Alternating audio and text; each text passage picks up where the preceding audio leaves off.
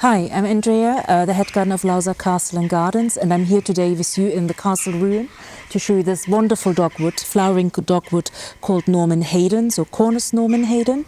It was found in the garden of Norman Hadden in Somerset in 1958, and one of his parents is the famous Asian Cornus called Cornus chinensis.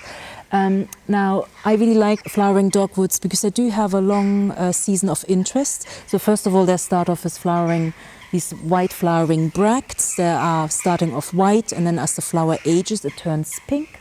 Then this flower transforms in that red strawberry-like fruit, which is displayed towards the end of the summer into the autumn. And maybe one other thing to say about the flowering aspect of Cornus is it's said you get the best flower display after a long hot summer. So that means possibly we had quite a good summer last year in Cumbria. And then the other nice thing is the foliage, those wonderful elliptical leaves will turn reddish also in the autumn. Now, maybe just in terms of what it likes, I think it thrives better in full sun, in well-drained soil. However, you can get definitely away with it in partial shade, and it is tolerant to most soil types.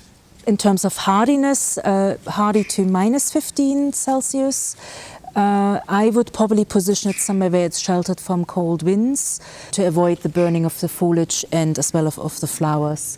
Now, maybe another thing to say, this gorgeous plant received the Award of Garden Merit from the RHS. So definitely a plant to look at for your garden.